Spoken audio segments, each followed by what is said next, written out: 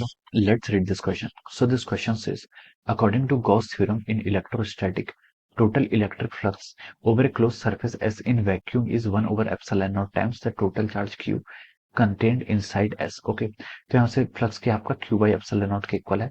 The charge enclosed may be distributed in any way. Okay, if the medium surrounding the charge has dielectric constant K, then flux की value कितनी क्या होगी आपकी Q by epsilon. ये आपका Q by epsilon है, not epsilon naught. Okay, इसको हम क्या लिख सकते हैं Q divided by K times epsilon naught. Okay, ये क्या आपकी देखिए आपका जो E है ये क्या epsilon, epsilon क्या परमिटिविटी, ये और ऊपर epsilon naught था, ये क्या था epsilon naught permittivity of free space होती है और ये आपकी क्या होती है permittivity of the medium. Okay, अब क्वेश्चन ने बोला कि charge situated outside the surface makes no contribution in the electric flux. Okay, अब देखिए क्वेश्चन पे आते हैं.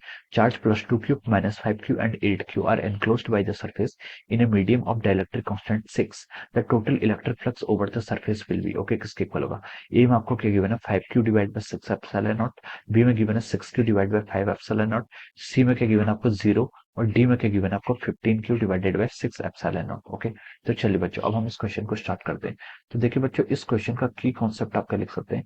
The key concept of this question, यहाँ पर हमें क्या फाइंड आउट करना है, इलेक्ट्रिक फ्लक्स क्या करना है फाइंड आउट करना है. But we have to find out the electric flux here. Okay, तो देखिए बच्चों इलेक्ट्रिक फ्लक्स होता है क्या, इलेक्ट्रिक फ्लक्स क्या होता है आपका number of electric field lines which are passing through a surface, this is called our electric flux. Okay, मान लीजिए आपके पास क्या कोई सरफेस है, इस सरफेस के अंदर आपका मान लीजिए Q1 चार्ज है, Q2 चार्ज है और Q3 चार्ज है. ओके, माइनस Q3 चार्ज है. इसके कारण अगर हमें फ्लक्स फाइंड आउट करना है तो देखिए इसके कारण जो आपका फ्लक्स आएगा इलेक्ट्रिक फ्लक्स, इसको हम क्या लिखते हैं, फ्लक्स आपकी स्केलर क्वांटिटी होती है, इसको हम कैसे लिखते हैं देखिए ये आपका होता है E vector dot D S vector के इक्वल होता है और इसको हम क्या लिखते हैं आपका Q बाई एप्सिलॉन नॉट के इक्वल लिखते हैं. ये Q के आपका Q एनक्लोज्ड यानी कि जो चार्ज एनक्लोज्ड है. ओके, देखिए Q4 चार्ज एनक्लोज नहीं है तो इसका कंट्रीब्यूशन नहीं आएगा, क्या आएगा आपका Q1 plus Q2 minus of Q3 divided by epsilon naught. Okay, ये जो कंडीशन आपका इलेक्ट्रिक फ्लक्स की ये आपका कब है, ये आपका कब ट्रू है जब आप क्या वैक्यूम की बात कर रहे हैं, जब आपका जो मीडियम है वो क्या वैक्यूम है. ओके, अगर आपका मीडियम वैक्यूम नहीं है तो हम क्या करते हैं यहाँ पर के से इसको डिवाइड कर लेंगे, के से एप्सिलॉन नॉट को हम के से डिवाइड करेंगे, इधर भी के से डिवाइड करेंगे.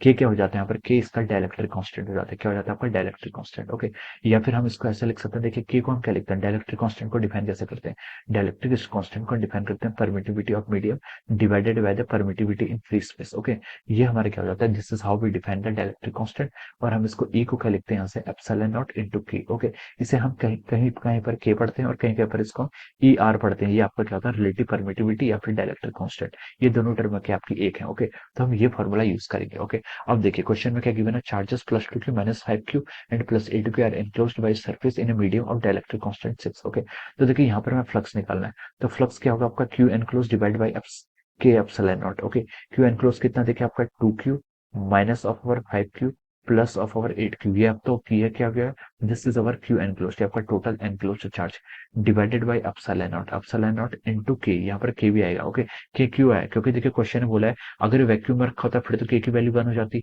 लेकिन किसी ऐसे मीडियम में रखा है जिसका डाइलेक्ट्रिक कांस्टेंट आपको गिवन है. ओके, तो हम इसको यहाँ पर से क्या करेंगे मल्टीप्लाई कर लेंगे. ये कितना हो जाएगा देखिए 2 और 8 10 10 माइनस 5 कितना हो जाएगा आपका 5q डिवाइडेड बाय के की वैल्यू आपको क्वेश्चन में कितनी गिवन है 6 टाइम्स एप्सिलॉन नॉट हो जाएगा. Okay, so 5q divided by 6 epsilon naught. Okay, तो देखिए ये आपको किससे मैच कर रहा है, ये आपको यहाँ से आप बोल सकते हैं कि it is matching with the option A. ये किससे मैच कर रहा है आपका, it is matching with the option A. Okay, so we can say that इसका जो करेक्ट आंसर हो जाएगा ये क्या हो जाएगा आपका option A is the correct answer of this question. Option A क्या हो जाएगा इस क्वेश्चन का आपका करेक्ट आंसर हो जाएगा. Okay, so I hope you all understood this concept. All the best and thank you so much.